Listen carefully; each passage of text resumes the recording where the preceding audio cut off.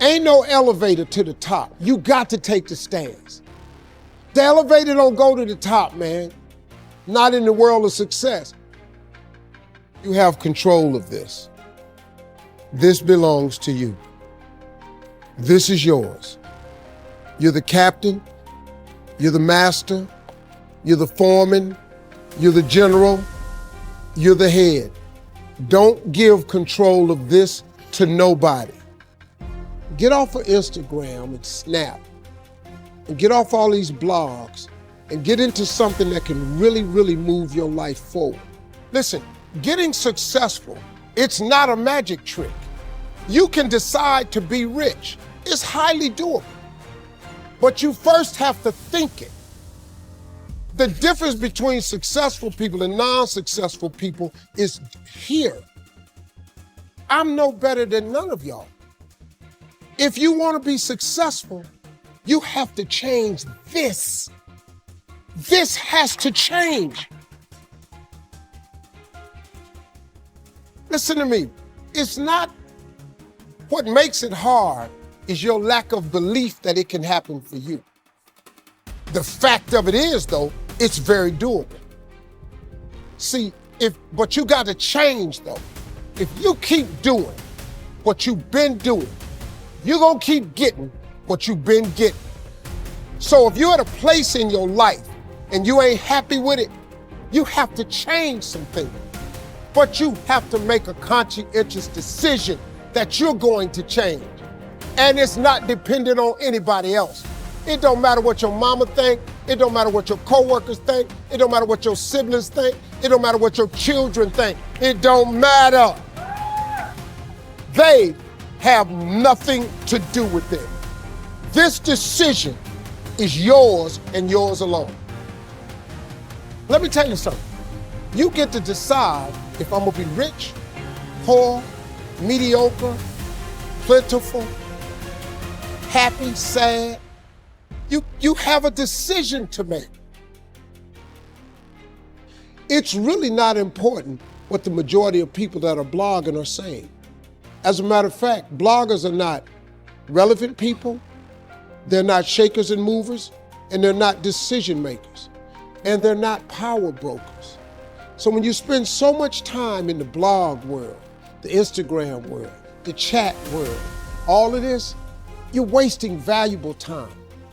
If I was young and I had what you have, and you're the brightest group of young people that have come along in a long time, man. Millennials are absolutely brilliant because you all have technology.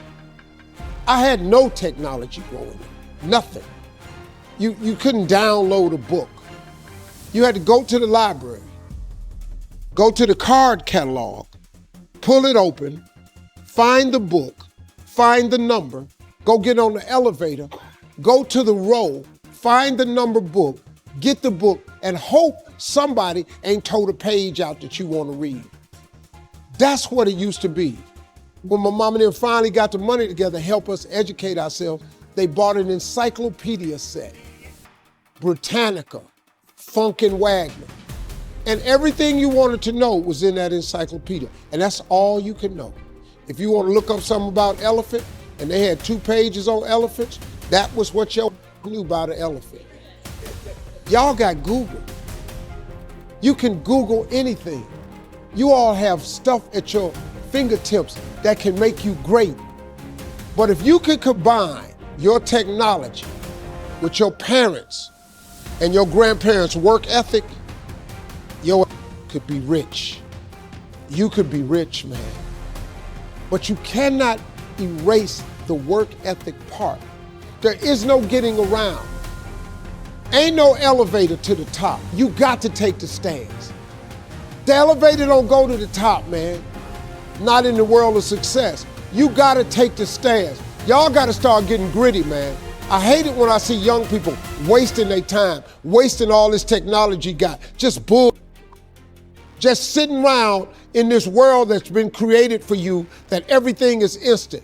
I was arguing with my son the other day. We're having a debate. I thought, man, I'm finally sitting with one of my sons having a healthy debate. I told him that from Cleveland to Nashville was about 500 40 miles, something like that. He Googles it while we're talking. He said, no, Dad, you're wrong. It's 526 miles. I said 540. It's amazing, man, how you rely on technology and it's a help to you. But young people, you gotta get gritty, man. You gotta develop some dog in you. You gotta understand that success, you can't Google success. Go Google it. You can't Google it, man.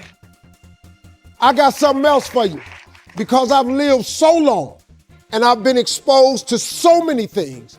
I've seen stuff hopefully you'll never see, and I've seen some things I hope one day you do see.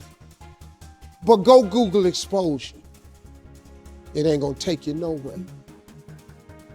I've been around the world, man, because I've traveled it.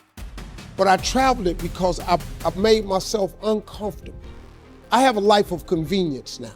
But in order to get the life of convenience, you gotta have a very uncomfortable life.